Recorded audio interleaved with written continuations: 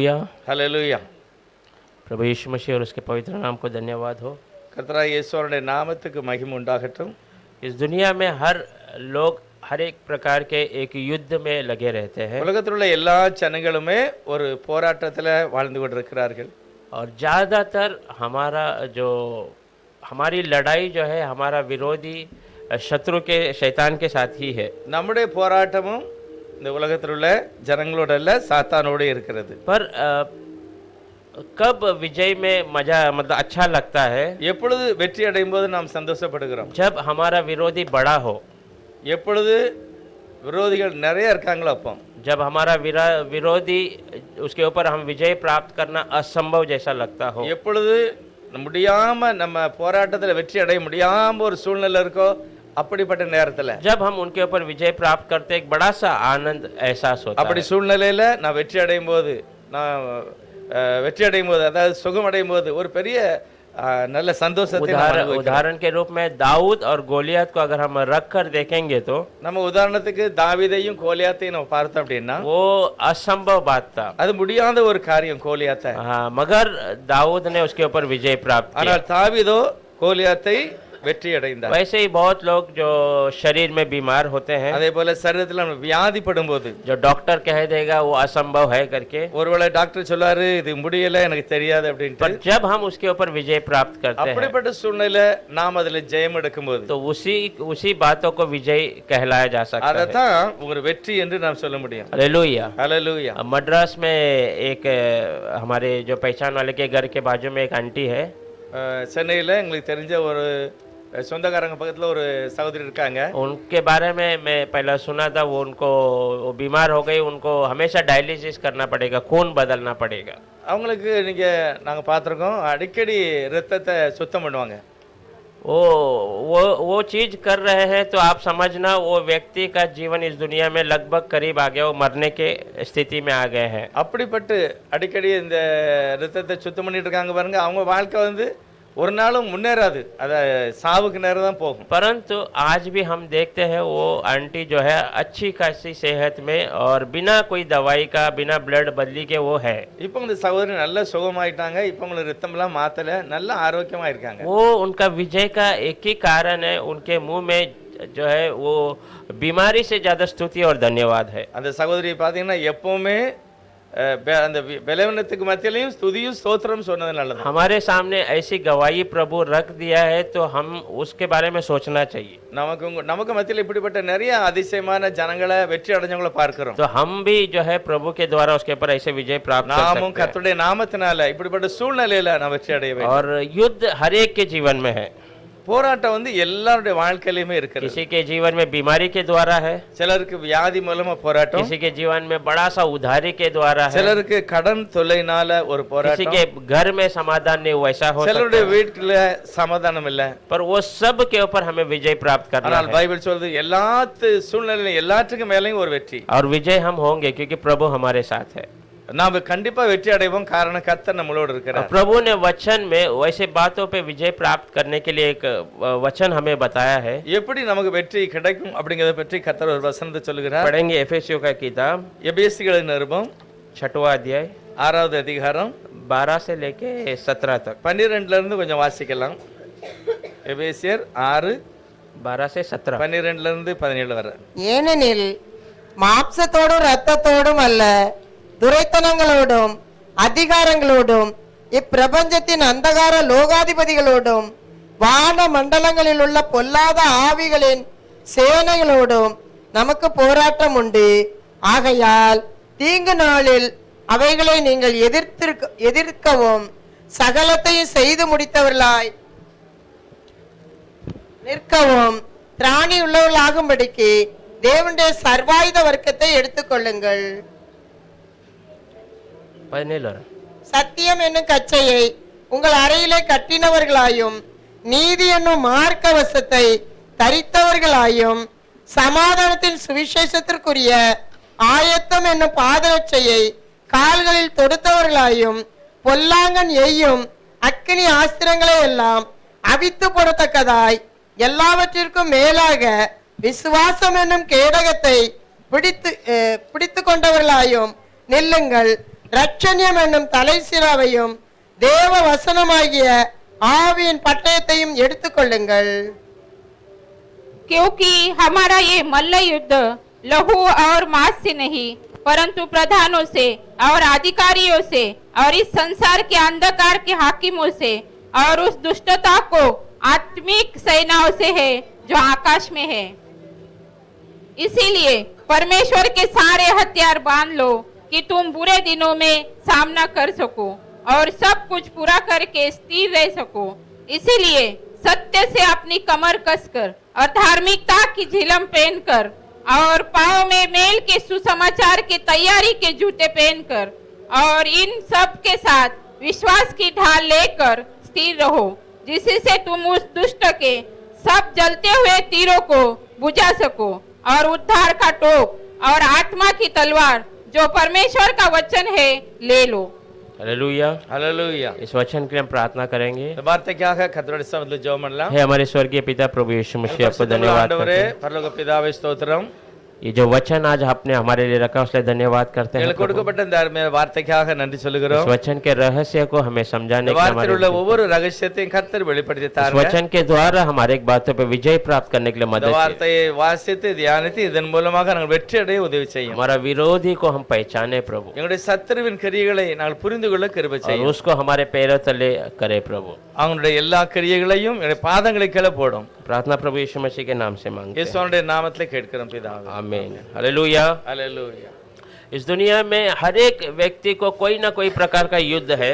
உலகத்தில் உள்ள எல்லா ஜனங்களுக்குமே ஏதோ ஒரு விதத்துல ஒரு போராட்டம் இருக்கு. किसी का जो परिवार के अंदर जो है युद्ध होता है, நிறைய பேருக்கு குடும்பத்துக்குள்ளேயே சில போராட்டம், या जो मित्र के बीच में, நம்ம சகோதரர்களுக்கு மத்தியில, या जो सोसाइटी में होता है, இல்ல நம்ம அக்கம்பக்கத்துல உள்ள குடும்ப வீடுகள் மூலமா, कोई कोई अपने बच्चे को पढ़ाने के पीछे उसके पीछे उनको एक बड़ा सा वो युद्ध जैसा लगता है। சிலருக்கு தன்னுடைய பிள்ளைகளுடைய படிப்பை பற்றி ஒரு பெரிய போராட்டம், पिताजी को अपने घर में रोटी का व्यवस्था करने के लिए वो एक युद्ध लड़कर आता है। சிலருக்கு வீட்டுல உள்ள சாப்பாடு சம்பந்தப்பட்டதுக்கு அவங்களால செய்ய முடியாத ஒரு சில போராட்டம், ऐसे माँ को अपने परिवार को सही मार्ग में चलाने का, ऐसा हर एक प्रकार का சகோதரி युद्ध மாதிரி है। நினைக்காங்க நம்முடைய குடும்பத்தை இன்னும் நம்ம சரியான சத்தியத்துல நடத்தணும் அப்படி என்று ஒரு ऐसा போராட்டம். हर एक के जीवन में युद्ध है, எல்லா குடும்பங்களிலுமே ஏதோ ஒரு போராட்டம் पर இருக்கிறது. हमने जो वचन पढ़ा वो हथियारों के द्वारा ही हम ये सारे बातों पर विजय நாம் प्राप्त कर வாசிக்கப்பட்ட வாசனத்துல கர்த்தர் சொன்ன ஒவ்வொரு அந்த ஆயுதத்தின் மூலமாக நாம் வெற்றி அடைய सकते हैं। முடியும். इजरायली लोग जो मिस्र की गुलामी में थे, எப்பொழுது இஸ்ரவேல் ஜனங்கள் எகிப்துல அடிமைகளா उस இருந்தாங்களோ गुलामी से परमेश्वर ने उन्हें बाहर निकाला। ஆண்டவர் அந்த ஜனங்களை அங்கிருந்து விடுதலையாக்கி கொண்டு வருகிறார். उसके बाद प्रभु इजरायली में एक बड़ा सा सेना को तैयार करता है। அதுக்கு பிறகு அந்த ஜனங்களுக்கு ஒரு பெரிய சேனையும் கூட கர்த்தர் உருவாக்குகிறார். विजय परमेश्वर ही देता है, வெற்றி எப்பொழுதுமே கர்த்தர் தான் पर கொடுக்கிறார். लड़ाई हमको लड़ना है। ஆனா நாம் யுத்தம் பண்ண வேண்டும். हालेलुया। ஆமென். तो इजराइल परमेश्वर ने जो 20 साल की उम्र के सारे जवानों को हर एक गोत्र से प्रभु ने उनको तैयार करने के लिए कहा। கர்த்தர் ஒவ்வொரு கோத்திரத்திலும் 20 வயசுக்கு உட்பட்ட எல்லா 20 வயசுக்கு மேல உள்ள அந்த பிள்ளைகளை யுத்தத்துக்காக சேகரித்தார். तो जहां जहां से वे लोग गए उनको युद्ध मिला। जब तक वो कानान देश नहीं गए तब तक वो युद्ध लड़ते लड़ते गए। எகிப்துல இருந்து வெளியே வரும்போது கானான் தேசம் போக வரைக்கும் நிறைய இடங்கள்ல அவங்க யுத்தம் பண்ணினார்கள். तकरीबन 40 राजाओं को उन्होंने मारकर गया, ऐसा वचन में लिखा है। குறைஞ்சது 40 ராஜாக்களை அவர்கள் ஜெயித்து முன்னே போனார்கள். 40 साल में 40 राज्य को गिराना बोले तो कोई छोटी बात नहीं है। 40 வருஷத்துல 40 ராஜ்யத்தை அவங்க ஜெயிக்கணும்னா சாதாரணமான ஒரு விஷயம் அல்ல. परमेश्वर उनके साथ था கர்த்தர் அவளோடு கூட और இருந்தார். युद्ध उन्होंने लड़ा था। ஆனால் யுத்தம் அவர்கள் செய்தார்கள். கர்த்தர் வெற்றியை கொடுத்தார். हालेलुया। ஹல்லேலூயா. फिर वो कानान देश में जाने के बाद भी அதுக்கு பிறகு கானான் தேசத்துல போய் குடியேறின பிறகு उनका युद्ध खत्म हुआ ऐसा नहीं कह सकते हैं। அதுக்கு பிறகு கூட அவங்களுடைய போராட்டம் முடியவில்லை. उनका युद्ध आज तक चलते ही आ रहा है। இன்றைக்கும் இஸ்ரவேல் ஜனங்களுக்கு மத்தியில் அந்த யுத்தம் நடந்து கொண்டே இருக்கிறது. हालेलुया। ஹல்லேலூயா. वैसे ही हम जब यीशु मसीह को ग्रहण किया, நாமும் கூட ஆண்டவரை ஏற்றுக்கொண்டு ரட்சிக்கப்பட்ட பிறகு हमारा जो जन्म और कर्म के पाप से प्रभु ने हमें छुड़ा दिया है। நம்மள உலகத்தில் உள்ள பாவத்திலிருந்து நம்மளை விடுதலையாக்கி வெற்றி அடைய செய்திருக்கிறார். उसके बाद भी हमारे जीवन में युद्ध है। அதுக்கு பிறகும் கூட சில யுத்தம் நம்ம வாழ்க்கையில நடக்கிறது. पवित्र मार्ग में चलने के विरोध में आने वाला युद्ध है। பரிசுத்தத்துக்கு நேராக நடக்க முடியாதபடி ஒரு போராட்டம். ऐसे बहुत सारी बातें हैं, அப்படி நிறைய காரியங்கள் இருக்கிறது. हालेलुया। ஹல்லேலூயா. पर बहुत समय में अगर हम देखेंगे तो நிறைய நேரத்துல நம்ம பார்க்கும்போது हम हमारे पवित्र मार्ग में चलने के विरोध में आने वाले उस युद्ध को छोड़ देते हैं। சில நேரத்துல நான் பரிசுத்தமான வழியில நடக்கும்போது சில காரியங்களை நம்ம விட்டுறோம். उस पवित्र मार्ग में मुझे जाना वही हमारा अहम युद्ध है। நமக்கு எப்பொழுதுமே ஒரு நோக்கம் இருக்கணும், இந்த பரிசுத்தமான வழியில நான் நடக்க पर வேண்டும். उसको छोड़कर हम दुनियादारी के युद्ध में जो है लगे रहते हैं। ஆனா நம்ம அதை மறந்துட்டு உலக பிரகாரமான சில போராட்டத்துல நம்ம வருகிறோம். हालेलुया। ஹல்லேலூயா. एफेसियर 6वां अध्याय 12 वचन से पढ़ेंगे। எபேசியர் 6:12 வசனம் சொல்லுகிறது, ஏனெனில் மாம்சத்தோடும் இரத்தத்தோடும் அல்ல, துரைத்தனங்களோடும் அதிகாரங்களோடும் இப்பிரபஞ்சத்தின் அந்தகார லோகாதிபதிகளோடும் வான மண்டலங்களில் உள்ள பொல்லாத ஆவிகளின் சேனைகளோடும் நமக்கு போராட்டம் உண்டு. क्योंकि हमारा ये मल्ल युद्ध लहू और मांस से नहीं, परंतु प्रधानों से और अधिकारियों से और इस संसार के अंधकार के हाकिमों से और उस दुष्टता की आत्मिक सेनाओं से है जो आकाश में है। हालेलुया। ஹல்லேலூயா. हमारा यह युद्ध जो है मांस और लहू से नहीं है। நம்முடைய யுத்தம் மாம்சத்தோடும் இரத்தத்தோடும் அல்ல. हालेलुया। ஹல்லேலூயா. हम मसीहाई है, நம்ம எல்லாரும் கர்த்தருடைய பிள்ளைகள். हम विश्वास करते हैं हम परमेश्वर के वचन के सही मार्ग में खड़े हैं। நாம் தேவனுடைய வார்த்தையில சரியாக நடந்து हम கொண்டிருக்கிறோம். विश्वास करते हैं ये वचन मेरे लिए लिखा गया, हमारे लिए लिखा गया है। நான் நம்புகிறோம் இந்த வசனம் எல்லாம் எனக்காகவே எழுதப்பட்டிருக்கிறது. और ये वचन में अगर हम विश्वास करते हैं तो हमारा ये वचन कहता है हमारा युद्ध मांस और लहू से नहीं है। இந்த வசனம் நம்மை பார்த்து சொல்லுகிறது, உங்களுக்கு மாம்சத்தோடும் இரத்தத்தோடும் போராட்டம் அல்ல. मगर बहुत समय में हम मांस और लहू से ही युद्ध करते रहते ஆனா हैं। நிறைய நேரத்துல நம்ம என்ன செய்யறோம்னா மாம்சத்தோடும் இரத்தத்தோடும் தான் वो போராடுகிறோம். आत्मिक युद्ध में हम जाते ही नहीं। ஆவிக்குரிய ஒரு யுத்தத்துல நம்ம போக மாட்டோம். आत्मिक युद्ध में विजय प्राप्त हो ही नहीं सकता है। ஆவிக்குரிய விஷயத்துல நான் வெற்றி அடையாம இருக்கிறோம். देखिए परमेश्वर का वचन कहता है कि கர்த்தருடைய வசனம் சொல்லுகிறது, बुराई के ऊपर हमें भलाई के द्वारा विजय प्राप्त करना है। எப்படி बुराई बुराई அச்சா பொல்லாத காரியத்துல இருந்து भलाई से ही हमें विजय प्राप्त करना है। நல்லதை செய்தே நான் வெற்றி அடைய முடியும். हम देखे पवित्र आत्मा के मोहर से जो है मोहर दिए गए हैं हमारे ऊपर, நமக்காக பரிசுத்த ஆவியினுடைய ஒரு அடையாளம் கொடுக்கப்பட்டிருக்கிறது. फिर भी हम दुनिया के लोगों को जो मांस और शरीर में मांस और लहू में जाने वाले लोगों को हमारा विरोधी मानने लगते हैं। ஆனா நமக்கு பரிசுத்தனுடைய அடையாளம் கொடுத்தும் சில நேரத்தில் நம்ம உலக பிரகாரமான ஜனங்கள் தான் நமக்கு விரோதி மாதிரி நம்ம பார்க்கிறோம். देखिए अगर कोई आपको मसीहा के विरोध में कोई विरोध आता है वो सही बात है। ஒருவேளை நீங்கள் கிறிஸ்தவங்க அப்படின்னு சொல்லி யாராவது உங்களை வெறுத்தாங்கன்னா அது சரியானது. वो छोड़ के इस दुनिया में कोई भी व्यक्ति के ऊपर हम नाराज होना वो परमेश्वर पसंद அது नहीं இல்லாம வேற எப்படியாவது நம்மள ஒரு ஆள் வெறுத்ததுன்னா அது நம்முடைய விரோதி करता। அல்ல. परमेश्वर इस दुनिया में आने का अहम मकसद हर एक इंसान जो है उद्धार पाना है। இயேசுவனுடைய ஒரே ஒரு நோக்கம் உலகத்துக்கு வந்தது எல்லா ஜனங்களுமே அவருடைய நாமத்தினால வெற்றி அடைய வேண்டும். कोई भी आत्मा जो है वो पाताल की तरफ नहीं जाना। ஒரு ஆத்மா கூட பாதாளத்துக்கு போக கூடாது. हालेलुया। ஹல்லேலூயா. और परमेश्वर ये वचन में बहुत स्थिर है।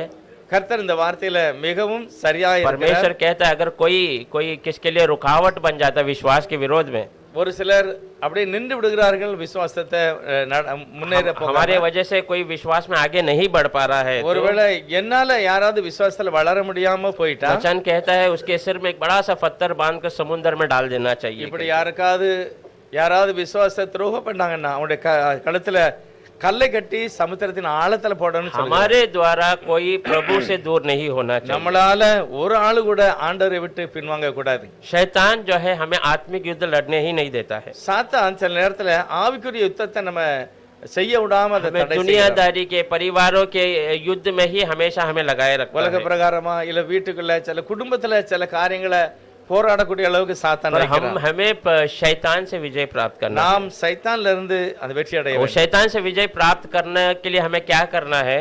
சாத்தான் கையில இருந்து நான் வெற்றி அடைய வேண்டாம், முதல்ல நான் என்ன हमें செய்யணும்? शैतान जो जिसके विरोध वो कार्य करता है, அந்த சாத்தான் எதை வைத்து போராடுகிறானோ, जिस व्यक्ति के विरोध में वो व्यक्ति को लेकर वो आता है, எந்த ஆளு மூலமாக சாத்தான் நம்மளோட போராடுகிறானோ उस आदमी को हमें प्रभु की ओर लेके आना है। அந்த ஆளை நாம் கர்த்தரிடத்துல கொண்டு வர வேண்டும். हालेलुया। ஹல்லேலூயா. उसके ही जो हथियार को हम उसके ऊपर ही जो है वार करना है। அப்படிப்பட்ட ஆட்கள் வெற்றி அடையணும்னா தேவனுடைய அந்த ஆயுதத்தை வச்சு தான் நம்ம வெற்றி அடைய முடியும். हालेलुया। ஹalleluya. सो परमेश्वर के हिसाब से हर एक व्यक्ति, हर एक इंसान जो है, गरीब भिखारी जो भी हो, वो परमेश्वर के लिए बहुमूल्य है। கர்த்தருடைய சமூகத்தில் பார்க்கும்போது நிறைய பேர் கஷ்டப்பட்டவங்களா இருக்கலாம், குறைவுள்ளவங்களா இருக்கலாம், ஆனா தேவனுக்கு முன்னாக அவங்க மேன்மையானவர்கள். हालेलुया। ஹalleluya. देखिए हम हमारा बेटा या बेटी कोई भी क्यों ना हो, என்னுடைய மகனோ மகளோ யாரா இருந்தாலும் जब वो अच्छे मार्ग में चलता है அவங்க நல்ல வழியில हमें बहुत நடக்கிறாங்க, खुशी और आनंद होता है। அது ரொம்ப சந்தோஷமா இருக்கிறது. हमारा नाम लोग हमारी तारीफ करते हैं। என்னுடைய பெயரை மற்றவங்க மதிக்கிறார்கள். पर जब हमारे बच्चे गलत मार्ग में चलते हैं ஒருவேளை என்னுடைய பிள்ளைகள் தவறான வழியில போனா, या गलत बातों को करते हैं, தவறான கிரியைகளை செய்தா, तो उसमें नाम किसका मार खाता है? அதுல முதலாவது யாருடைய பெயர் கெட்டு போகிறது? उनके पिता माता पिता का नाम खराब होता है। தாய் தகப்பனுடைய பெயர் கெட்டு वो போகிறது. कहेंगे इसे सही से बड़ा नहीं किया है, இந்த பிள்ளைகளை அவங்க சரியாக வளர்க்கல, इन्हें सही रास्ता नहीं दिखाया இந்த कर। பிள்ளைகளுக்கு சரியான வழியை அவங்களுக்கு சொல்லிக் கொடுக்கல. तो वो बच्चा गलत जाने के वजह से जो है उनके माता पिता का नाम खराब ஒரு होता है। பிள்ளைகள் தவறான வழியில போகும்போது அவனுடைய தாய் தகப்பனுடைய பெயர்கள் தான் கெட்டு போகிறது. परमेश्वर का वचन क्या कहता है? கர்த்தருடைய வார்த்தை என்ன சொல்கிறது? हम परमेश्वर के बच्चे हैं। நாம் தேவனுடைய பிள்ளைகள். तो हम परमेश्वर के बच्चे हुए तो நாம் தேவனுடைய பிள்ளைகளா இருந்தால், अगर हम परमेश्वर के वचन के विरोध लड़ाई लड़ते रहेंगे ஒருவேளை तो நாம் தேவனுடைய வார்த்தைக்கு விரோதமாக நாம் இருந்தோம்னா, तो हमारा परमेश्वर का नाम ही खराब होगा। நம்முடைய தகப்பன் ஆண்டவருடைய பெயர் நம்மளால கெட்டு போகிறது. हालेलुया। ஹalleluya. जब हम दुबई में हम लोग कलीसिया में थे முதலாவது துபாயில இருக்கும்போது तो 7-8 लोग हम लोग जो है प्रार्थना करते थे। அவங்க ஒரு வீட்ல ஒரு 6-7 பேர் கூடி तो ஜெபம் कभी பண்ணுவாங்க. कभी ऐसे बात होता था तो वो भाई कहता था अगर जो शुरू से जो उद्धार पाए लोग अगर हमारे साथ रहते तो आज हमारे कलीसिया में जगह नहीं होता। அவங்க சொல்லுவாங்க, ஆரம்பத்துல இருந்து ஆண்டவருடைய நாமத்தை ஏற்றுக்கொண்டு ரட்சிக்கப்பட்டவங்க இருந்தா நம்ம சபையில இடம் காணாது, அவ்வளவு பேர் இருந்தாங்க. बहुत सारे लोग चले गए हैं, நிறைய பேர் விட்டுட்டு போயிட்டாங்க. कोई वीजा खत्म हो गया, कोई नौकरी नहीं है चले गया है, சிலர் வேலை இல்லாம போயிட்டாங்க, சிலருடைய விசா முடிஞ்சு போச்சு, அதனால துபாய் விட்டு காலி பண்ணிட்டாங்க. कोई कोई वहां पर है पर कलीसिया में नहीं आता है। ஆனா ஒரு சிலர் அங்க இருக்காங்க, ஆனா சபைக்கு வர மாட்டாங்க. हालेलुया। ஹalleluya. तो उसका कारण कौन है? அதுக்கு காரணம் என்ன? क्या यीशु मसीह को वो लोग इनकार करते हैं? அவங்க இயேசுவானவரை வெறுக்காங்களா? यीशु मसीह को इनकार नहीं करते हैं। இயேசுவானவரை அவங்க வெறுக்கல. कुछ हमारे अंदर या कुछ उनको प्रभु को समझने में उनको हमारे अंदर समझने में कुछ गलतियां हैं। அந்த கூட்டத்துல இருக்கிற யார் மேலயோ அவங்களுக்கு சரியான ஒரு புரிதல் இல்லாம வரல. हाँ, भले ही वो प्रभु को अच्छे से स्थिर नहीं पकड़े हैं, ஒண்ணு அவங்க உறுதியா ஆண்டவரை மட்டுமே ஏற்றுக்கொள்ளல. प्रभु को देखकर आते थे तो वो कलीसिया आना रोकते नहीं थे, அவங்க ஆண்டவரை மட்டும் நோக்கி பார்த்தா கண்டிப்பா சபைக்கு வரத விட மாட்டாங்க. पर उन्होंने इंसान को देखा इसलिए उन्होंने कलीसिया आना बंद ஆனா कर அவங்க சபைக்கு வருகிற ஒரு சில ஜனங்களை பார்க்கறதுனால சபைக்கு வரத दिया। விட்டுறாங்க. या कुछ हमारे अंदर भी है जो हम उनके लिए एक रुकावट जैसा बन गए हैं, ஆனா சில நேரத்துல நாமே சில ஆட்களுக்கு தடையா இருக்கிறோம். तो हम वो चीज नहीं होना है, ஆனா நமக்குள்ள அந்த மாதிரிப்பட்ட காரியம் क्योंकि இருக்கக்கூடாது. हम परमेश्वर के बच्चे हैं। நாம் தேவனுடைய பிள்ளைகள். हमें देखकर जो है प्रभु के निकट लोग आना है, நம்மை பார்த்து அநேகர் கர்த்தருக்கு உள்ளாக பக்கத்துல வரணும். क्योंकि इस दुनिया में कोई नहीं जो यीशु मसीह को इनकार कर सकता है, ஒருவரும் ஆண்டவரை வெறுக்க अविश्वासी ही क्यों ना हो,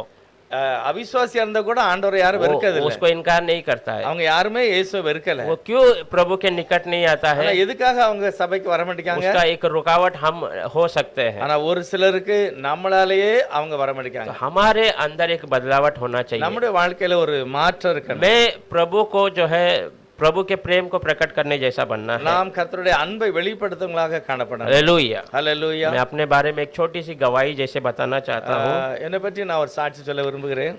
जब मैं छोटा था நான் ஒரு சிறு பையனா இருக்கும்போது तो मैंने घर पे चोरी किया है। நாங்க வீட்ல சில காரியங்களை ஏதாவது தெரியாம எடுத்துக்கிடுவேன். आज भी मेरे माता पिता को ये पता नहीं होगा। ஒரு சில நேரத்தில் தெரியாம இருக்கலாம் அவங்களுக்கு. मैंने चोरी किया है, मैं बाहर कभी चोरी नहीं किया, घर के अंदर, मेरे घर के अंदर चोरी किया है। வெளியே இல்ல, வீட்டுக்குள்ளேயே எதையாவது எடுத்துக்கிடுது. और दूसरों के वस्तुओं पे मैं कभी जो है इच्छा नहीं करता। மற்றவங்க பொருட்கள் மேல இது வரைக்கும் நான் ஆசைப்படல. तो चोरी करके बचपन में वो बाहर वो गोटी खेलते थे, उसमें पैसा लगा के हारा, बहुत बार हारा है, ऐसा खेला है। ஏதாவது விளையாடுறதுக்கு கோலிக்கா ஏதாவது வாங்கி அப்படியே தோற்று போறது. तो मुझे उससे छुड़ाना है पर वो मेरे से छूट नहीं रहा है। ஆனா அதை நான் விட்டுறணும், ஆனா விட முடியல. एक समय में मेरे भाई ने मेरे बड़ा पापा के बेटे ने मुझे देख लिया। ஒரு முறை நான் அதை செய்ததை எங்களுடைய பெரியப்பா பையன் பார்த்துட்டான். और उसने क्या किया, एक दिन मैं घर पे था तो मेरी मम्मी को आकर उसने बता दिया। அவன் வந்து எங்கள் அம்மாட்ட சொல்லிட்டான் நான் இருக்கும்போது. तो मेरे अंदर एक बड़ा सा घबराहट है। எனக்கு ஒரு பயம் இருந்தது. तो मेरी माँ को मेरे सामने कह दी ऐसा ऐसा जो है पैसा खेल के, क्योंकि पैसा सबके हाथ में वो समय में नहीं रहता है। அந்த நேரத்தில் எல்லாத்தையும் பைசா இருக்காது. நான் பைசா இப்படி கொடுத்து தோற்று போனதை என் முன்னாலே வந்து என் பெரியப்பா பையன் तो சொல்லிட்டான். मेरे अंदर एक बड़ा सा घबराहट हो गया। அப்போ ஒரு பயம் வந்தது எனக்கு சொன்ன உடனே. तब मेरी माँ ने क्या बोला था அப்போ என்னுடைய அம்மா என்ன कि சொன்னாங்கன்னா, मेरा लड़का ऐसा काम नहीं करेगा। என்னுடைய பையன் அந்த மாதிரி செய்ய மாட்டான். ये बात सुनकर मेरा मन जो है पूरी तरीके से बदल गया, இந்த வார்த்தை கேட்டோடனே எனக்கு அவ்வளவு மனசுக்கே நல்லா क्योंकि मेरा माँ मेरे पे इतना भरोसा रखा है, என் மேல இவ்வளவு ஒரு நம்பிக்கை வச்சிருக்காங்க. तो मैं उनके भरोसे को कैसा तोड़ सकता हूँ। அவங்களுடைய நம்பிக்கை எப்படி நான் விரோதிக்க முடியும்? तो ये बात सुनकर मैंने उस दिन से उस बातों को छोड़ दिया। அதுக்கு பிறகு நான் அந்த மாதிரி தவறான காரியத்தை நான் तो செய்யல. वैसे ही हमारा प्रभु यीशु हमारे पे इतना भरोसा रखा है, இதே போல இயேசுவானவர் கூட நம்ம மேல இவ்வளவு ஒரு நம்பிக்கை वो வச்சிருக்கிறார். हर जगह पे हमारी जाकर बोलता नहीं मेरा लड़का ऐसा नहीं कर सकता है। கர்த்தர் நமக்காக சில இடங்களில் சொல்வார், என் பிள்ளை அந்த மாதிரி செய்யாது. अपने प्रभु का वचन कहता है उसका लहू आज भी वकालत हमारे लिए करता है। அவருடைய ரத்தம் நமக்காக இன்றைக்கும் பரிந்து பேசிக் तो கொண்டிருக்கிறது. हम कैसे प्रभु के विरोध या प्रभु के नाम खराब होने जैसे काम को कर सकते நம்மளால हैं? எப்படி அந்த ஆண்டவருடைய நாமத்தை வீணில், அதாவது அவருக்கு விரோதமா நான் எப்படி அவரை நாமத்தை விரோதிக்க முடியும்? जब मैं जैसे जैसे जवान होता गया, நாம் பிள்ளைகள் வளர்ந்து வாலிபமா ஆகிறோம். मेरा बहुत सारे दोस्त जो दारू सिगरेट ऐसे बहुत सारे बुरे नशे में चले गए थे, என்னோட பழகின நிறைய பேர் அப்படி சாராயம் குடிக்கிறது தவறான வழியில இருப்பாங்க. पर प्रभु ने वो सारी बातों से बचा कर रखा। ஆனா கர்த்தரோ என்னை எல்லா சூழ்நிலையில இருந்து காப்பாற்றி उसमें भी मेरे मन में एक ख्याल आता था, அப்படிப்பட்ட நேரத்துல எனக்கு ஒரு சில ஞாபகம் வரும். मेरे माता पिताजी इतने अच्छे लोग हैं, என்னுடைய தாய் தகப்பன்மார் எப்படி நல்லவங்களா இருக்காங்க. वो जो जब से बम्बई में आए हैं उनका कभी जो है पुलिस स्टेशन आना जाना नहीं है, இது வரைக்கும் அவங்க பாம்பேல வந்து எந்த போலீஸ் ஸ்டேஷனுக்கோ எங்கேயும் போகல. या कोई गलत बातों में झगड़े में ऐसा कुछ नहीं है। தவறான சண்டையிலயோ எதுலயும் இல்ல. तो मैं कुछ गलत मार्ग पकड़कर मेरे वजह से मेरे माता पिता का क्यों मैं नाम खराब करूं? என்னால என்னுடைய தாய் தகப்பன்மாருக்கு இப்படிப்பட்ட தவறான காரியம் நடந்துடக்கூடாது அப்படின்னு நினைப்பேன். अगर मैं मेरे पिताजी का नाम रोशन नहीं कर सकता हूँ என்னுடைய தகப்பனுடைய பெயரை நான் கெடுக்க கூடாதுன்னு அப்படின்னு நினைச்சா, तो मैं उसे खराब करने का कोई अधिकार नहीं रखता हूं। அதுக்கு அதை நான் அப்படி செய்வதற்குள்ள அதிகாரம் கூட எனக்கு இல்லை. हालेलुया। ஹல்லேலூயா. अगर हम प्रभु यीशु के नाम को ऊंचा नहीं कर सकते, ஆனா கர்த்தருடைய நாமத்தை நான் மகிமைப்படுத்த முடியும். हम उसको नीचा नहीं करना चाहिए। ஒரு நாளும் தேவனுடைய நாமத்தை நான் நிந்திக்க हम हमेशा याद रखना है எப்பொழுதும் நான் நினைவு கூற कि வேண்டும், मैं परमेश्वर का बच्चा हूँ, நான் தேவனுடைய பிள்ளையா और இருக்கிறேன். जो मैं करूंगा वो प्रभु के ऊपर वो प्रकट होगा ही होगा। நான் என்ன செய்தாலுமே அது மூலமா தேவனுடைய நாமம் கண்டிப்பா வெளிப்படும். देखिए इस दुनिया में अगर कोई व्यक्ति हमें नौकरी देता है, ஒரு சிலர் நமக்கு யாராவது வேலை வாங்கி கொடுத்தாங்க, हमें नौकरी की आवश्यकता है, हम कोई कंपनी में गए तो वो हमारा इंटरव्यू लेगा, ஒருவேளை நம்ம கம்பெனி போகும்போது நமக்கு இன்டர்வியூ நடக்கு, वो हमारा एंट्री होगा, हमारा जो सर्टिफिकेट देखेगा, நம்முடைய இன்டர்வியூ நடக்கும்போது நம்முடைய சர்டிபிகேட்லாம் பார்க்காங்க, हमारे एक्सपीरियंस को देखेगा, நம்முடைய வேலை பார்த்து எக்ஸ்பீரியன்ஸை பார்க்காங்க, हमारे बातचीत चाल चलन से वो समझ जाएगा इसको क्या नौकरी दे सकते हैं நம்மளை करके। பார்த்து நம்முடைய முகத்தையோ நம்முடைய நடவடிக்கையை பார்த்து அவங்க புரிஞ்சுக்கிடுவாங்க இவனுக்கு எந்த வேலை கொடுக்கலாம் और அப்படின்னு. इसका कीमत, इसका जो पगार जो है कितना देना है वो भी वो उसको एक हिसाब मिल जाता அந்த है। இன்டர்வியூலே பார்த்துக்கிடுவாங்க இவங்களுக்கு இவ்வளவு சம்பளம் தான் கொடுக்க முடியும், இவ்வளவு கொடுக்கலாம் அப்படின்னு யோசிப்பாங்க. इसके द्वारा कंपनी को कितना मुनाफा होगा वो हिसाब से वो हमारा पगार नियत करते हैं। இவனை வச்சு நம்ம கம்பெனிக்கு எவ்வளவு லாபம் இருக்கும் அதையும் பார்த்து தான் அவங்க சம்பளத்தை पर தீர்மானிப்பாங்க. हमारा प्रभु ऐसा नहीं है। ஆனா நம்முடைய தேவன் அப்படி இல்லை. उसने जब हम अनजान थे, जब हम कुछ काम के नहीं थे, तभी उसने हमें स्वीकार लिया। நம்ம உதவாம இருக்கும்போது, நம்ம தேவனை அறியாம இருக்கும்போதே தேவனோ நம்ம தெரிந்து கொண்டார். हालेलुया। ஹல்லேலூயா. उसने अपना पुत्र बनने का अधिकार हमें, जैसे हम विश्वास किया तुरंत उसने हमें दे ஆனா दिया है। எப்பொழுது நான் விசுவாசிக்கிறோம் அப்பொழுதே தேவன் நம்மை அவருடைய பிள்ளையாக மாற்றிக் கொண்டார். हालेलुया। ஹல்லேலூயா. हालेलुया। ஹல்லேலூயா. तो हमारा काम है हम परमेश्वर के नाम को ऊंचा करना है। நம்முடைய வேலை நாம் கர்த்தருடைய நாமத்தை உயர்த்த வேண்டும். प्रभु ने अपना कार्य प्रकट कर दिया है। கர்த்தர் तो அவருடைய கிறிஸ்தத்தை நமக்காக அவர் தந்து प्रभु ने விட்டார். उससे हमें उसका बच्चा स्वीकार लिया है। நம்மை அவருடைய பிள்ளையாக அவர் ஏற்றுக்கொண்டார். हमें उसके बच्चा बनने का वो कार्य को हमें प्रकट करके देना है, நாமும் கூட நம்முடைய வாழ்க்கையில ஆண்டவரே நான் உம்முடைய பிள்ளை தான் அப்படிங்கறதை ताकि காண்பிக்க हमारे काम से हमारा पिता का नाम रोशन होना चाहिए। நம்மளால நம்முடைய தேவனுடைய நாமம் மகிமைப்பட வேண்டும். हालेलुया। ஹல்லேலூயா. क्योंकि यीशु मसीह के बारे में परमेश्वर का वचन में ऐसा लिखा है, கர்த்தருடைய வசனம் ஆண்டவரை பற்றி எழுதியிருக்கிறது, ये मेरा प्रिय पुत्र है करके। இவரே என்னுடைய நேசகுமாரன். हालेलुया। वैसे तारीफों को हम प्रभु से पाना है। அப்படிப்பட்ட மகிமையான அந்த சாட்சியை நாம் கேட்க வேண்டும். यह दाऊद राजा के बारे में हम सब जानते हैं। தாவீது ராஜா பற்றி நமக்கு தெரியும். दाऊद राजा बनने के पहले தாவீது ராஜா அதாவது ராஜாவா ஆவதற்கு முந்தியே वो भेड़ चरा रहा था। அவர் ஆடுகளை மேய்க்கிறாரு. प्रभु ने सामुएल को बता दिया कि तू जाकर उसे अभिषेक करना है करके। சாமுவேலை பார்த்து கர்த்தர் சொல்லுகிறார், நீ போய் தாவீதை அபிஷேகம் பண்ணு. तो वो जाकर उनके एक एक बेटे को जब लाते हैं उसके सामने, ஆனா அந்த தாவீதுடைய வீட்டுல வந்து ஒருவரையாக அவர் பார்க்கிறாரு. सामुएल के मन में आ रहा ये लड़का रहेगा। சாமுவேல் நினைக்கிறார் ஒருவேளை இந்த ஆளா இருக்கலாம். प्रभु ने कहा वो नहीं है। ஆண்டவர் சொல்கிறார் இவன் அல்ல. फिर दूसरा आ रहा तो सामुएल कहता है, सोचता है यही होगा, प्रभु इसको अभिषेक அடுத்த சகோதரன் வரும்போது சாமுவேல் நினைக்கிறார் ஒருவேளை இவரா தான் இருக்குமோ. तो परमेश्वर कहता है ये नहीं है। ஆண்டவர் சொல்கிறார் இவனும் அல்ல. प्रभु कहता है तू इंसान की तरह मत देख, ஆண்டவர் உடனே சாமுவேலை பார்த்து சொல்றாரு, நான் மனுஷர் பார்க்கிற பிரகாரமா நான் मैं பார்க்கல, उनके हृदय को देखता हूँ। நான் அவனுடைய இருதயத்தை जब பார்க்கிறேன். आखिर में दाऊद को बुला कर लेके आते हैं, திரும்ப தாவீதை வெளியே இருந்து கூட்டி கொண்டு देखिए வருகிறார்கள். परिवार वाले उन्हें पसंद नहीं करते हैं, அவனுடைய வீட்டார் அவனை விரும்பல. ना उनके वहाँ के रहने वाले भी उसको ज्यादा मानते होंगे। அவங்க சுற்றி இருக்கிறவங்க கூட அவனை விரும்பினான்னு தெரியல. अभी भविष्यवक्ता जो सामुएल है, सबसे बड़ा भविष्यवक्ता, ஆனா எல்லாரும் ஆகட்டிலும் அந்த நேரத்துல உயர்ந்த ஒரு தீர்க்கதரிசி சாமுவேல். उसको भी जो है जो दाऊद के अंदर वो राजा का कुछ चीज उसके अंदर दिखाई नहीं दिया। ஒருவேளை சாமுவேலுக்கும் கூட தெரியலாம், தெரியாம இருந்திருக்கலாம் அந்த பையன் ராஜாவுக்கு சரியா வருவாரா இல்லையான்னு. राजा बनने का जो काबिलियत चाहिए, அந்த ராஜாவை ஆவதுக்கு சில காரியங்கள் வேணும் अगर தெரியும். साउल को हम देखेंगे, वो सब इजराइल में सब लोगों से सबसे ऊंचा और हट्टा कट्टा था। பைபிள் சொல்றது சவுல் அந்த தேசத்துல இருந்த எல்லாரை காட்டிலும் நல்ல உயரமாக நல்ல ஸ்ட்ராங்கா சரியான ஒரு பாடி அவருக்கு पर இருந்தது. जब दाऊद को जब देखता है, ஆனா தாவீதை அந்த சாமுவேல் वो பார்க்கும்போது पूरा साउल के विरोध में, मतलब बहुत அந்த छोटा व्यक्ति के रूप में சாமுவேலை दिखाई दिया। அந்த சவுல போல இல்ல, எல்லாத்துலயுமே ஆள் உயரத்துல அவன் உடம்பு எல்லாமே குறைவா இருக்கு. जब दाऊद के अंदर कुछ भी नहीं था, तभी प्रभु ने उसे राजा ठहरा दिया है। ராஜாக்குள்ள ஒரு தகுதி அவன்கிட்ட இல்லவா இல்லாம இருக்கும்போதே தாவீதை கர்த்தர் ராஜாவாக தெரிந்து கொண்டார். हालेलुया, ஹல்லேலூயா, हालेलुया। ஹல்லேலூயா. राजा बनने के लिए बहुत सारी बातें चाहिए। ராஜாவா ஒரு மனுஷன் ஆகணும்னா அவனுக்கு நிறைய தகுதிகள் இருக்கிறது. एक अपने लोगों के लिए जो है युद्ध करना है, அவன் கர்த்தருடைய ஜனங்களுக்காக யுத்தம் பண்ண வேண்டும். दूसरा प्रभु के लिए खड़ा रहना है, அவன் கர்த்தருக்காக நிற்கணும். और जो प्रभु के वाचा को पालन करने वाला व्यक्ति கர்த்தருடைய बनना है, கட்டளைகளுக்காக அவன் கீழ்ப்படியணும்.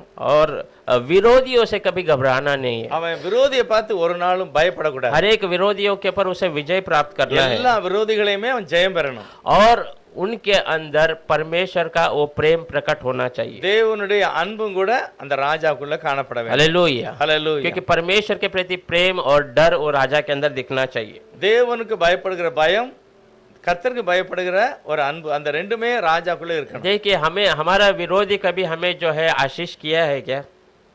நமக்கு விரோதி அல்லாத நம்மளை யார் வெறுக்காங்களோ அவங்க நீங்க நல்லா இருங்க அப்படின்னு யாராவது சொல்லுவாங்களா? या कोई ऐसा कभी हुआ है क्या? அப்படி எங்கேயாவது யாருக்காவது நடந்திருக்கா? वैसा नहीं होता है। அப்படி யாரும் உங்களை விரோதிக்கவங்க உங்களை ஆசீர்வதிக்க மாட்டாங்க. पर जब आप परमेश्वर के प्रेम को प्रकट करेंगे, ஆனால் கர்த்தருடைய अன்பை நான் வெளிப்படுத்தினால், परमेश्वर कौन है कैसा आप दिखाएंगे, நீங்க யாரு தேவனுக்கு முன்பாக அப்படின்னு நீங்க உங்களையே வெளிப்படுத்தினால், तो आपका विरोधी भी आपसे जो है आपको आशीष करेगा, பைபிள் சொல்றது உன்னுடைய விரோதியும் கூட உன்னை और ஆசீர்வதிப்பார். आपका विरोधी आपके खुदा को वो मानना शुरू कर देगा। உங்களுடைய விரோதியும் கூட நீங்கள் நம்புகிற அந்த தெய்வத்தை நம்ப ஆரம்பித்து விடுவார். पढ़ेंगे उसमें एक वचन, வாசிக்கலாம். पहला राजा का किताब, पहला सामुएल 1 சாமுவேலின் புத்தகம் 26वां अध्याय 26வது அதிகாரம் दूसरा वचन पढ़ेंगे। 2வது வசனம். சவுல் எஸ்போனுக்கு எதிரே வழியண்டையில் இருக்கிற ஆகிலா மேட்டிலே பாளையம் இறங்கினான். தாவீது வனாந்தரத்தில் தங்கி சவுல் தன்னை தொடர்ந்து வனாந்தரத்துக்கு வருகிறதை கண்டு क्यों उसने उससे कहा, ऐसी बात नहीं है, तू मारा न जाएगा। 26 में दो, पहला सामुएल पहला साउल उठकर इजराइल के 3000 चाटे हुए योद्धा सिंह संग लिए हुए गया कि दाऊद को जीव के जंगल में खोजे। हालेलुया। ஹalleluya. देखिए यहाँ पर शाऊल इजराइल का राजा है। இங்க சவுல் இஸ்ரவேல் ராஜாவாக இருக்கிறார். एक समय में प्रभु के अभिषेक पाया हुआ व्यक्ति, கர்த்தருடைய நாமத்தினால அவர் அபிஷேகம் பெற்றிருந்தார் ஆரம்பத்துல. वो 3000 अच्छे जो सेना योद्धा लोगों को लेकर முன் 3000 பேரு நல்ல சேனையோடு தான் அவன் உட்கார்ந்திருக்கிறான். वो लेकर किसको मारने जाता है? அவன் யாரை அடிப்பதுக்கு இந்த சவுல் போகிறான்? प्रभु ने उसको किससे विजय प्राप्त करने के लिए उसे राजा बनाया? யாரை வெற்றி அடையும்படி சவுலை கர்த்தர் தெரிந்து கொண்டார்? इजरायली बच्चों के विरोध में जो भी खड़ा होता उनको मारकर गिराने के लिए। இஸ்ரவேலருக்கு விரோதமாக யார் வருகிறார்களோ அவர்களைத்தான் அவன் ஜெயம் பெற पर வேண்டும். ये किसके पीछे लगा? दाऊद को मारने के ஆனா पीछे लगा। இப்பொழுதோ அவன் தாவீதுக்கு விரோதமாக போராடுகிறான். हालेलुया। ஹalleluya. बहुत समय में जब हम मांस और लहू से युद्ध करते हैं நிறைய நேரத்துல நான் மாம்சத்தோடு இரத்தத்தோடும் போராட்டம் செய்கிறோம். तो हम जाने अनजाने में हमारे ही परिवार, हमारे ही भाइयों के ऊपर जो मसीहा को मानते हैं उनके विरोध में युद्ध करना சில शुरू कर நேரத்துல देते हैं। நம்ம கர்த்தருடைய பிள்ளைகளோட இல்ல கூட பிறந்த சிலரோட கூட நம்ம என்ன செய்தோம்? சண்டைக்கு நம்ம தயாராயிருந்தோம். जो पौलुस कहता है हमें वो मांस और लहू से युद्ध नहीं करना है। கர்த்தருடைய பவுல் சொல்லுகிறார் மாம்சத்தோட இரத்தத்தோடு நம்ம போராட்டம் பண்ணக்கூடாது. यहाँ पर शाऊल का हालत ऐसा हो गया, वो विरोधियों को चढ़कर उसको बचाने वाला, उनको उद्धार देने वाले के विरोध में वो लग गया है। ஆனா சவுல பாத்தீங்கன்னா அவன் விரோதியோட சண்டை போடல.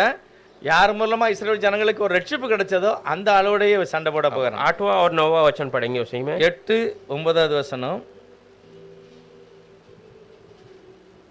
அப்பொழுது அபிஷாய் தாவீதை பார்த்து, இன்று தேவன் உம்முடைய சத்துருவை உம்முடைய கையில் ஒப்பு கொடுத்தார். இப்போதும் நான் அவனை ஈட்டினால் 2 குத்தாக குத்தாமல் ஒரே குத்தாக நிலத்தில் உருவ குத்தட்டுமா என்றான். தாவீது அபிஷாயை பார்த்து, அவரை கொல்லாதே, கர்த்தர் அபிஷேகம் பண்ணுவித்தவர் மேல் தன் கையை போட்டு குற்றமில்லாமல் போகிறவன் யார் என்று சொன்னான்.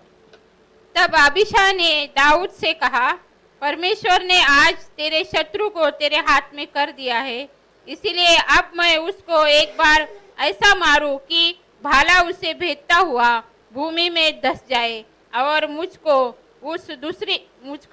उसे दूसरी बार मारना न पड़ेगा। दाऊद ने अबीशा से कहा, उसे नष्ट न कर, क्योंकि यहोवा की अभिषिक्ता पर हाथ चलाकर कौन निर्दोष ठहर सकता है। हालेलुया। ஹalleluya. देखिए यहाँ पर हमें मालूम है दाऊद राजा बनने के लिए सब रुकावट निकल चुके हैं। தாவீது ராஜாவா அவதுக்குள்ள சில காரியங்கள்லாம் இல்ல. सिर्फ शाऊल ही रुकावट है। இது ஒரே ஒரு ஆள் தான் அவனுக்கு தடையா இருக்குது, சவுல். हाँ, क्योंकि शाऊल पहले से वहाँ राजा है। சவுல் ராஜாவாகவே இருக்கிறாரு. वो मर गया तो दूसरा दाऊद ही आने वाला है। அவன் மரிச்சிட்டான்னா தாவீது தான் வரணும் அப்படிங்கிறது தெரியுது. पूरी इजरायली लोग दाऊद को राजा मान चुके थे எல்லா இஸ்ரவேலர்களுமே தாவீதை தான் ராஜாவாக और எதிர்பார்க்கறாங்க. परमेश्वर ने भी उसके लिए वो मार्ग को खोलकर दे दिया। ஆண்டவர் கூட அப்படிப்பட்ட வழியை தாவீதுக்காக திறந்து வைத்தார். वचन में देखते हैं परमेश्वर ने उनको ऐसा गहरा नींद दे दिया कि वो सोकर उठ नहीं पाए। சவுலுக்கு அவ்வளவு ஒரு பெரிய தூக்கத்தை கொடுத்துட்டாரு, அவனால எழும்ப முடியாது. தாவீதுனுடைய ஆட்கள் வந்து போனது தெரியாம और शाऊल के दाऊद के साथीदार भी कहते प्रभु ने आपके हाथों में आपके विरोधियों को दे दिया है।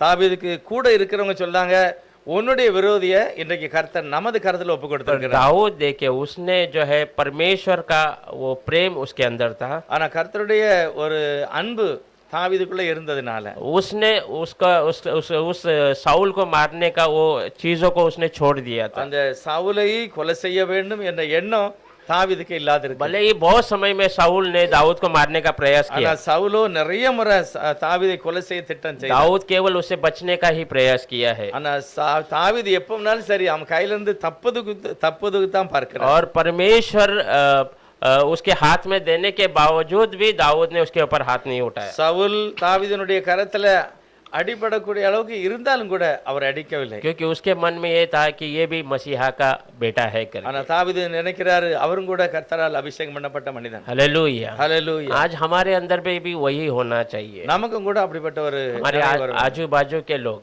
நமக்கு அக்கம்பக்கத்துல जो உள்ளவங்க आज प्रभु को नहीं जानते हैं, ஒருவேளை நம்ம இப்ப அவங்க தேவனை தெரியாம पर இருக்கலாம். कल हमारे द्वारा प्रभु को जान लेंगे। ஒருவேளை நம்மளாலே அவங்க तो ரட்சிக்கப்படுவாங்க. हमारा विरोध उनसे नहीं है, நம்முடைய விரோதம் அவங்களுக்கு மேல இருக்க கூடாது. हमारा विरोध उनको जो चलाने वाला वो अशुद्ध आत्मा के है विरोध में है। நமக்கு எப்பொழுதுமே விரோதி சாத்தானுக்கு மேலதான் இருக்கணும். हालेलुया। ஹalleluya. हालेलुया। हालेलुया। उसे 25वां वचन पढ़ेंगे। 25வது வசனம் வாசிக்கலாம். அப்பொழுது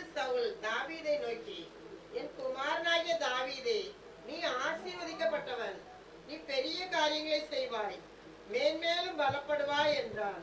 அப்படியே தாவீது தன் வழியே போனான், சவுலும் தன் ஸ்தானத்திற்கு திரும்பினான். शाऊल ने दाऊद से कहा, हे मेरे बेटे दाऊद, तू धन्य है, तू बड़े बड़े काम करेगा और तेरे काम सफल होंगे।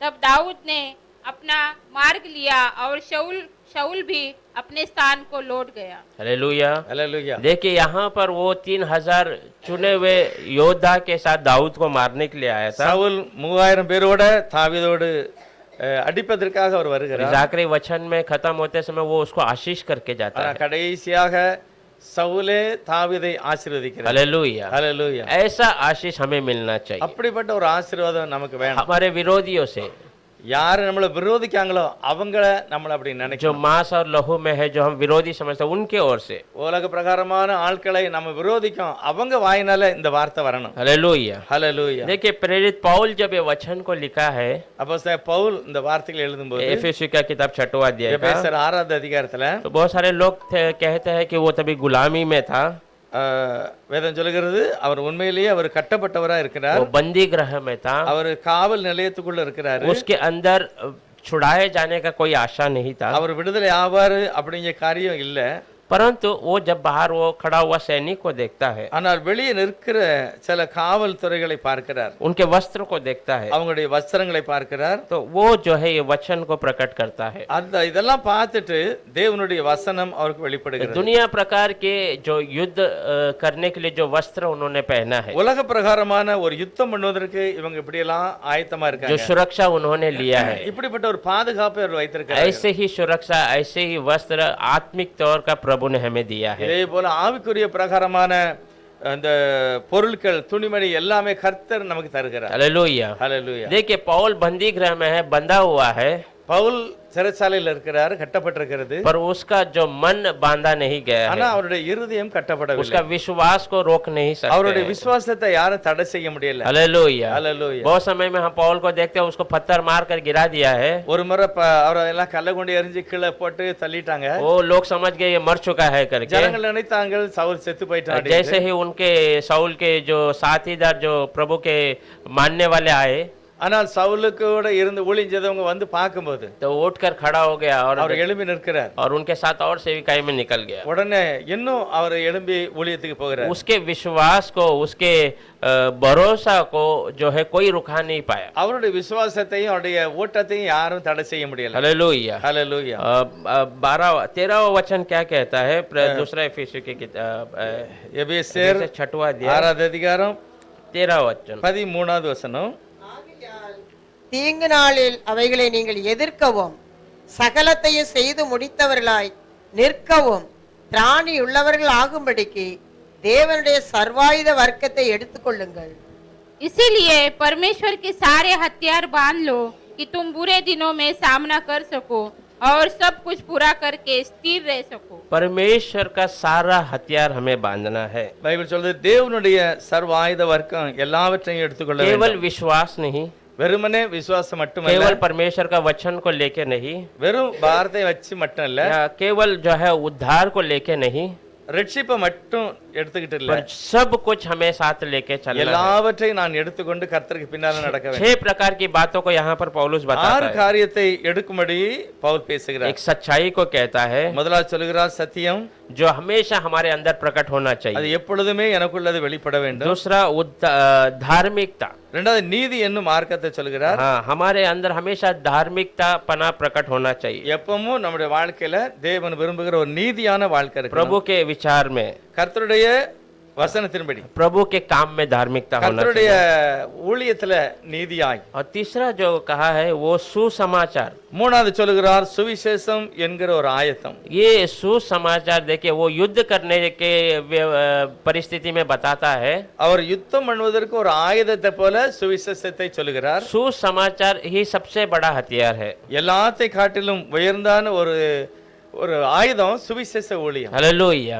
ஆமென். भले ही हम शत्रु के विरोध जा रहे हैं, எப்பொழுதுமே நாம் சாத்தானுக்கு விரோதமா போகிறோம். पर उस व्यक्ति को हमें खोना नहीं है। ஆனால் அந்த மனிதனை நாம் இழந்து போக கூடாது. उस व्यक्ति को हमें प्रभु की ओर लेके आना அந்த है। மனிதன் தேவனுடைய சமூகத்துல வரணும். वो सुसमाचार के द्वारा ही அது होता है। தேவனுடைய சுவிசேஷத்தினால மட்டும்தான் முடியும். और चौथा जो है विश्वास। நாலாவது சொல்லுகிறார் விசுவாசம். विश्वास के बारे में यहाँ पर बताया गया है कि आपके विरुद्ध जो भी बातें आती है, என்ன சூழ்நிலையிலும் என்னது நமக்கு விரோதமா வந்தாலும் आपके विरोध बाला आने दीजिए या बुरी बातें आने दीजिए, நமக்கு விரோதமாக தவறான ஆயுதமோ அல்லது தவறான வார்த்தை எது வந்தாலும் कुछ சரி, भी आ जाए, आपको विश्वास के द्वारा ही उसको रोकना है, நம்முடைய விசுவாசத்தினால தான் அதை எல்லாத்தையும் நான் தடை क्योंकि செய்ய வேண்டும். विश्वास ही उसको रुका सकता है। விசுவாசத்தினால தான் அதை தடை செய்ய क्योंकि முடியும். परमेश्वर ने बताया विश्वास के द्वारा बड़े बड़े पर्वत को हिला सकते हैं। பைபிள் சொல்கிறது விசுவாசத்தினாலே மலைகளை நீங்கள் தள்ள முடியும். हालेलुया। ஹல்லேலூயா. और पांचवा कहा है वो उद्धार, उद्धार का जो है मुकुट। அடுத்து சொல்கிறது தலையில ஒரு பாதுகாப்பாக வைக்கிற ஹெல்மெட் போல ஒரு அது ரட்சணியம் என்கிற ஒரு பாதுகாப்பு. उद्धार बहुत जरूरी है। விடுதலை ஒரு பாதுகாப்பு வந்து ரொம்ப முக்கியம். हमें एक बड़ा सा उद्धार मिला है, நமக்கு ஒரு விடுதலை उसे கிடைச்சிருக்கிறது. हम कभी भूलना नहीं है, அதை நம்ம ஒரு நாள் மறக்க கூடாது. उसको हमेशा हमारे जहन में रखना है। அதை எப்பொழுதுமே நம்முடைய இதயத்துல வைக்கணும். देखिए सिर सबसे अहम है, அது நம்முடைய தலை ரொம்ப முக்கியமான ஒரு பாகம். अगर सिर को मार दिया तो सब खत्म हो जाएगा। தலை அடிபட்டால் எல்லாமே முடிந்து तो போய்விடும். उसका हम दिल में हमारे दिमाग में रखना है कि मैं उद्धार पाया हूँ। நான் ரட்சிக்கப்பட்டவன் என்கிற ஒரு ஆணித்தரமான அந்த எண்ணம் நம்முடைய சிந்தனையில मैं இருக்கு. आम व्यक्ति की तरह नहीं हूँ, நான் சாதாரண ஆள் அல்ல. प्रभु ने मुझे उद्धार के लिए उसका मोल चुकाया है। இயேசுவானவர் என்னுடைய ரட்சிப்புக்காக அவ்வளவு ஒரு பெரிய காரியத்தை கரையும் கொடுத்திருக்கிறார். तो उसीलिए मैं बहुमूल्य हूँ। ஆகவே நான் விலையேறப்பட்டவன். हालेलुया। ஹல்லேலூயா. देखिए एक सोने का कीमत जब हम उसका पैसा देते हैं तभी हमें पता होता है, தங்கத்துக்கு நம்ம விலை கொடுக்கும்போது தான் தெரியும் அதுக்கு எவ்வளவு விலை அப்படின்ட்டு. वैसे ही उद्धार का कीमत भले ही हमें ऐसे ही मालूम नहीं होता, நமக்கு தெரிய மாட்டேங்கி நம்முடைய ரட்சிப்பு எவ்வளவு விலை கொடுத்து நமக்கு விலை இல்லாம வாங்கின மாதிரி தெரிகிறது. ஆனா எவ்வளவு விலை உள்ளது. पर उसके पीछे यीशु का पूरा लहू निकल चुका ஆனா है। நம்முடைய ரட்சிப்புக்கு பின்னால ஆண்டவருடைய இரத்தம் கொடுக்கப்பட்டிருக்கிறது. यीशु का प्रेम वहां पर हम देख सकते அவருடைய हैं। முழுமையான ஒரு அன்பு நமக்கு கொடுக்கப்பட்டிருக்கிறது. वो बहुमूल्य है उद्धार। அது விலையேறப்பட்டது, விலை சொல்ல முடியாத ஒரு காரியம். वो हमेशा हमारे जो हमारे मन में हमारे दिल में रखना அது है। எப்பொழுதுமே என்னுடைய இருதயத்துல இருக்க வேண்டும். छठवां दिया है कि परमेश्वर का वचन एक तलवार के रूप में। அடுத்து சொல்லி இருக்கிறது தேவனுடைய வசனம் ஒரு பட்டயத்தை போல உள்ளது. कोई भी विरोध बातें हमारे विरोध में आ எந்த விதமான தவறான வார்த்தைகள் வந்தாலும் जाए, उसको वचन के द्वारा ही हम सही विजय प्राप्त कर सकते हैं। வசனத்தினால தான் நான் அதை வெற்றி அடைய முடியும். हालेलुया। ஹல்லேலூயா. हालेलुया। ஹல்லேலூயா. ये 6 प्रकार की बातों को पौलुस बताता இந்த है। 6 காரியத்தை அப்போஸ்தலன் பவுல் சொல்லுகிறார். उसे उसे वो है, उसको हम पहन लेना है। இது எல்லாமே இருக்கிறது, இதை எல்லாத்தையும் நீ தரித்துக் கொள்ள वो வேண்டும். हमारे ऊपर नहीं है, हमें उसको पहनना पड़ेगा। இது நமக்கு இல்ல, ஆனா கர்த்தர் அதை கொடுக்கிறார், அதை எடுத்துக்கொள்ள வேண்டும். हालेलुया। ஹல்லேலூயா. और 6 परिपूर्णता को प्रकट नहीं करता है। 6 பரிபூரணமான ஒரு காரியத்தை வெளிப்படுத்தவில்லை. वचन के अनुसार 7 बातें ही परिपूर्णता को लेके आता பைபிள் है। சொல்லுகிறது 7 தான் பரிபூரணமான ஒரு நிலையை நமக்கு தருகிறது. 7वां बातें क्या बताता है, 7வது என்ன சொல்லுகிறது? वही 18 वचन में पढ़ेंगे। 18வது வசனம் சொல்லுகிறது, எந்த சமயத்திலும் சகலவிதமான வேண்டுதலோடும் விண்ணப்பத்தோடும் ஆவியினாலே ஜெபம் பண்ணி அதன் பொருட்டு மிகுந்த மன உறுதியோடும் சகல பரிசுத்தவான்களுக்காகவும் பண்ணும் வேண்டுதலோடும் விழித்துக் கொண்டிருங்கள். हर समय और हर प्रकार से आत्मा में प्रार्थना और विनती करते रहो और इसीलिए जागते रहो कि सब पवित्र लोगों के लिए लगातार विनती किया करो। हालेलुया। ஆமென். ये प्रार्थना जो है वही 7वां हथियार है। 7வது ஒரு ஆயுதம் ஜெபம் தான். ये बाहर दिखता नहीं है, அது வெளிப்படையாக தெரியாம वो घर இருக்கிறது. के कमरे बंद कमरे में हो सकता है, அது அடைக்கப்பட்ட வீட்டுக்குள்ள கூட அந்த ஜெபம் पर वो நடக்கலாம். काम पूरी दुनिया देख सकती है। ஆனா அதனுடைய விளைவு, அதனுடைய வேலை உலகமே பார்க்க वो முடியும். प्रार्थना का कोई जो है कोई स्टॉप नहीं है, वो कहां पर भी जा सकता है। ஜெபத்தை எதுவுமே தடை செய்ய முடியாது, அது எல்லா பக்கமும் செல்லும். वो आसमान से आशीषों को लेके आता அது है। பரலோகத்திலிருந்து ஆசீர்வாதத்தை கொண்டு ये வரும். 7 प्रकार की बातें ही हमें आत्मिक बातों पे विजय प्राप्त இந்த करने 7 விதமான காரியம் நம்முடைய ஆவிக்குரிய வாழ்க்கையில ஒரு வெற்றியை கொடுக்கும். हमारा युद्ध हमेशा हमें याद रखना, हमें शरीर और लहू से नहीं है। நம்முடைய யுத்தம் ஒரு நாள் நினைக்க கூடாது மாம்சத்தோட அல்ல, ஆவியோடு हम शैतान को भगाना चाहिए। நாம் சாத்தானை விரட்ட வேண்டும். हम जो है बीमारों को प्रार्थना के द्वारा चंगाई दिलाना चाहिए। நம்முடைய ஜெபத்தினால अनेகர் சுகமடைய வேண்டும். हमारा कलीसिया जो है नए नए आत्माओं के साथ भरना चाहिए। நம்முடைய ஆராதனை ஸ்தலம் நம்முடைய ஜெபத்துல अनेக புதிய ஜனங்களும் கூட வந்து ये சேர வேண்டும். 7 प्रकार की बातों को पौलुस बताता है, இந்த 7 விதமான காரியங்களை பவுல் சொல்லுகிறார். पर ये 7 पहनने के बाद भी एक जगह खाली है। இந்த 7 காரியங்களை நம்ம போட்டா கூட இன்னும் ஒரு இடம் காலியாக वो தெரிகிறது. है हमारा पिछला भाग, पीछे का भाग। என்னுடைய பின்பாகம் முழுவதுமே வெளிப்படையாக हम தெரிந்திருக்கிறது. ये वस्त्र पहनकर हम पीछे की तरफ मुड़ना नहीं है, ஆனால் இந்த வஸ்திரத்தை எல்லாம் போட்டுட்டு பின்னே நான் திரும்ப கூடாது. हम आगे बढ़ते जाना है। நான் முன்னே கர்த்தரை நோக்கி பார்க்க வேண்டும். प्रभु आपको ये वचन द्वारा आशीष கர்த்தர் இந்த வார்த்தையின் மூலமாக நம்ம ஒவ்வொருவரையும் ஆசீர்வதிப்பாராக. ஜெபம் பண்ணலாம். करें। प्रार्थना करेंगे।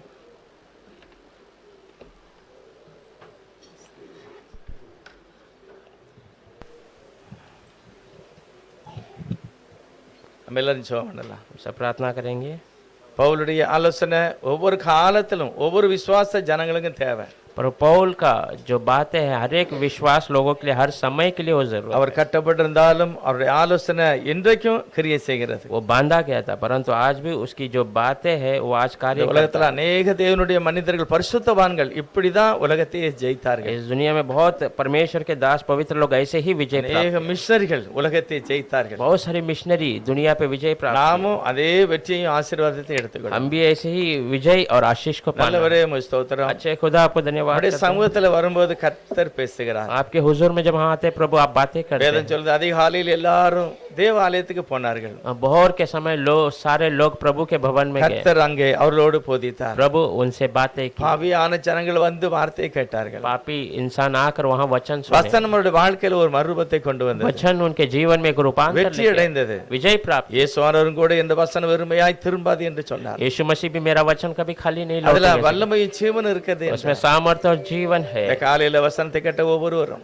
ये सुबह में वचन सुने हर एक को ஆவியோடு குடும்பத்தோடு அல்ல தகப்பனே உம்மோடு ஆண்டவரே நெருங்கினவர்களாக சாத்தானுக்கு விரோதமாய் போராட கர்த்தர் கிருபை செய்யும். आपके निकट और शैतान के विरोध कार्य करने के लिए मदद कीजिए। ஒவ்வொருடைய வாழ்க்கையிலும் அப்படிப்பட்ட அனுபவம் இருக்கு. हर एक के जीवन में ऐसा अनुभव रहने இந்த दीजिए। பவுலுடைய ஒரு பெரிய வாஞ்சை ये पौल का बड़ा सा इच्छा है, தன்னுடைய ஜனங்களுக்கு சொன்னார். अपने लोगों को उसने कहा। ஆவியானவர் இன்றைக்கும் அதை சொல்லிக்கொண்டே இருக்கிறார். पवित्र आत्मा आज भी हमारे बीच में உங்களுடைய बात करता ஆலோசனைக்கு நாங்கள் நன்றி சொல்கிறோம் है। பிதாவே. आपकी वो बातों के लिए धन्यवाद। அப்படிப்பட்ட அனுபவத்தோடு எப்பொழுதும் ஜெபம் பண்ணி விழித்திருக்க கர்த்தர் உதவி ऐसे अनुभव के साथ उठकर रहने के लिए हमें मदद की। இன்னும் அநேகாயிரமான ஆத்மாக்களுக்கு நன்மையானதை பேச கர்த்தர் உதவி செய்யும். और 1000 आत्माओं को हम भलाई बातों को बताने के लिए உம்முடைய मदद की। ஆவியினால் நிரப்புவீராக. हमारी आपके आत्मा से வசனத்தை கேட்ட ஒவ்வொருவரும் உம்முடைய ஆத்மாவிலும் ஆண்டவரே உம்முடைய ஆவியில நிரப்பப்பட கிருபை செய்யும். वचन सुना हर एक आपके आत्मा और आपकी भलाई से भरने के लिए मांगते हैं। ஜெபம் கேட்டதுக்கு நன்றி சொல்கிறோம். प्रार्थना आपने सुना इसलिए இயேசு धन्यवाद। கிறிஸ்து நாமத்தினால பிதாவே. प्रभु यीशु मसीह के नाम से मांगते हैं, आमीन। நம்ம எல்லாரும்